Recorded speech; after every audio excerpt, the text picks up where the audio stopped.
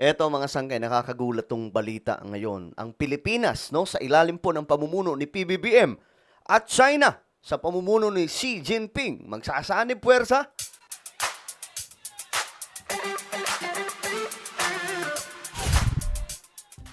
Ako mga sangkay, nagulat no na posibleng maganap itong pagsasanib puwersa ng Pilipinas at China ngayon na nagkakaroon po ng oil crisis sa ating mundo. Pag-usapan po natin yan dahil magandang topic po yan mga sangkay. Bago natin ipagpatuloy ito sa mga hindi pa po dyan nakakapag-subscribe sa ating YouTube channel, makikita nyo po yung subscribe button sa baba ng video na to. I-click nyo lamang po yung subscribe, i-click ang bell, at i-click nyo po yung all. Sa mga nanonood po sa Facebook, syempre, i-follow nyo po yung ating Facebook page. Okay. Eto na, pag-usapan po natin to. Kasi ayon sa report, no, na kumakala. Ayan. Aba, joint oil exploration discussed by Philippines and China. Ayon po sa Chinese Embassy. Hindi maganda kung ganun mga sangkay. Instead na mag-away, pag-usapan nyo na kasi para kasi hanggat nag-aaway, mga sangkay, tapos nagkakaroon ng oil crisis, walang patutunguhan yan. Pare-parehas mahihirapan. Sinabi ng Embahada ng China na may malalim ng pag-uusap ang Pilipinas at China para sa joint oil and gas development sa West Philippine Sea. Ayun. Malalim. Ibig sabihin, mukhang, sana nga po, sa time ni PBBM ito mangyari, no? Kasi, alam nyo, nung panahon po ni Tatay Digong, former President Rodrigo Duterte, close naman po tayo ng China eh. Pero mga sangkay, ewan ko bakit hindi pa rin nangyari yung joint oil exploration under Duterte administration. Baka ngayon, panahon po ni PBBM, maganap mga sangkay, di ba? Bukas nila ang China sa kooperasyon. Kasunod ang pahayag ni Pangulong Bongbong Marcos na baka may rason na para sa joint exploration. Nakatutok si Ivan Mayrina. Mataas ang tensyon sa pagitan ng Pilipinas at China pagdating sa agawan ng teritoryo sa West Philippine Sea. Pero dahil sa nangyayaring kaguluhan sa Middle East at sa pagkukumaho ng maraming bansa para matiyak ang supply ng langis, isang kasunduan ang maaaring mabuo sa pagitan ng Pilipinas at China. Yan na. Kung hindi pala nangyari yun, mga sangkay, di ba? Parang habang buhay muna tayo mag-aaway. Nakita ng dalawang bansang to, mga sangkay, na may kailangan na po talagang gawin sila. No? At wala pong mangyayari kung mag-aaway na mag-aaway since parehas part nitong South China Sea. Then, pag-usapan. Nakita niyo mga sangkay, maganda rin yung ginawa actually ni PBBM kasi hindi niya hinayaan na ang China mangibabaw. Hindi niya hinayaan na ang magko-command ay China. Nakita po natin, under his leadership, mga sangkay, di siya pumayag na ang China ang magiging boss pagdating po dyan sa South China Sea. So ngayon, mga sangkay, nung nag-open up na si PBBM na okay, baka pwede na tayong mag-discuss patungkol po dito sa oil exploration dyan sa karagatan na yan. O ngayon, mga sangkay, sige, yung China, okay na. Kaysa magkagulo, kaysa magpatigasan din, walang mangyayari kapag kaganon. Kaya nga po, mga sangkay, parang blessing in disguise din yung digmaan no? Pambihira. Kasi kung hindi po nagkaroon ng digmaan sa Iran, hindi po marirealize nitong mga ito na kailangan lang pala natin pag-usapan yan. Ayon mismo kay Pangulong Bongbong Marcos.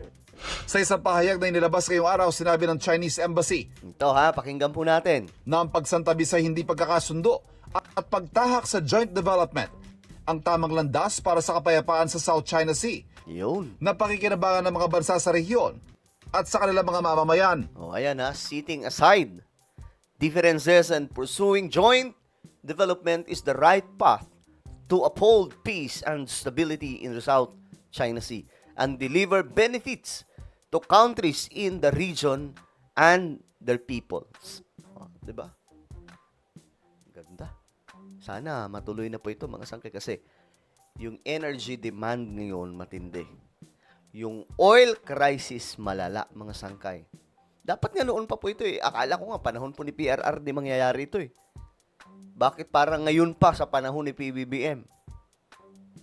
So sana magtuloy ito kasi 'di ba? I know naman yung mga anti-Marcos, mga pro-China sila eh.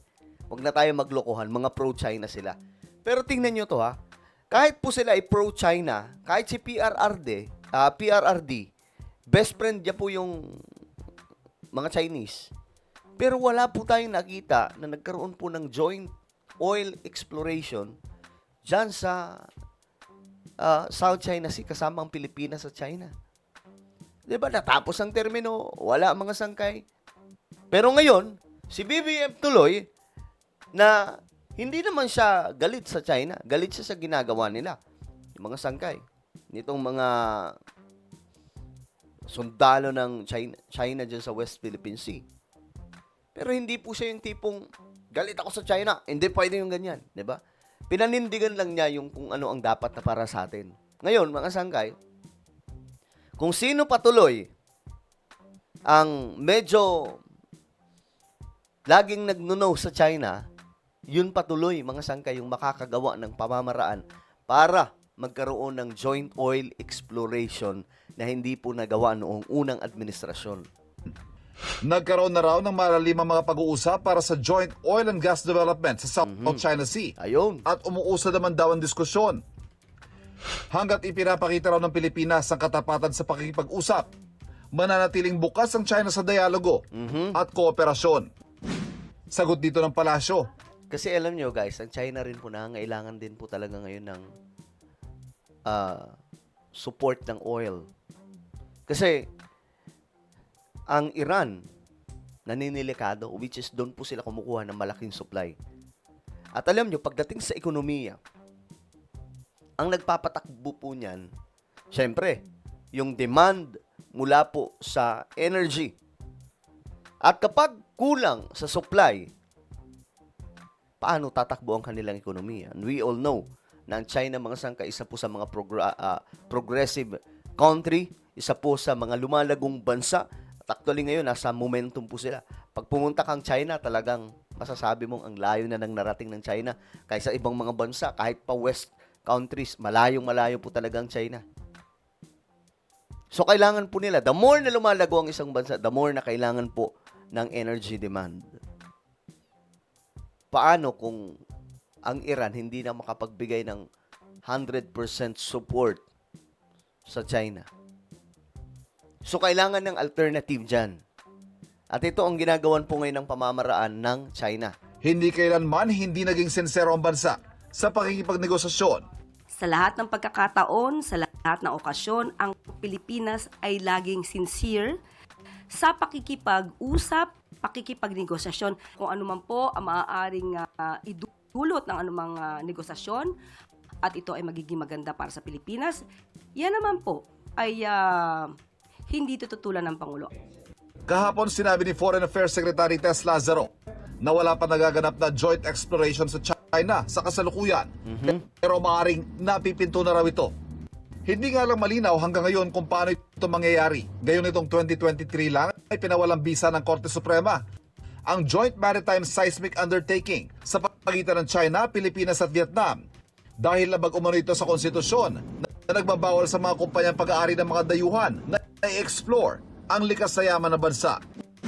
Inanunsyo naman ng Pangulo ngayong hapon lang ang matagumpay na isinagawang drilling at testing sa Camago 3, isang deep water well na bahagi ng Malampaya Phase 4 project ng gobyerno. Ano naman ang ibig sabihin nito para sa inyo? It means more power, steadier power, and cheaper power. We are targeting first gas delivery by the fourth quarter of 2026. And we are not stopping there. The next well, Bagong Pag-asa, sits 30 kilometers north of Malampaya and is already in the works. Ang Malampaya nagsusupply ng hanggang 40% ng kuryente sa buong Luzon. Para sa GMA So ayan mga sangkay, no? Ako umaasa po ako na sana magtuloy-tuloy po ito. At malay natin mga sangkay, maayos pa po itong relasyon ng China at Pilipinas sa ilalim po ng pamumuno ni PBBM. Alright? So ano po ang inyong opinion mga sangkay? Comment down below. Mayroon po tayong YouTube channel, Sangkay Revelation. Hanapin nyo po ito ngayon sa YouTube. Kapag nakita nyo na, i-click nyo po yung subscribe, i-click ang bell, at i-click nyo po yung all. Ako na po ay magpapaalam. Mag-iingat pong lahat. God bless everyone.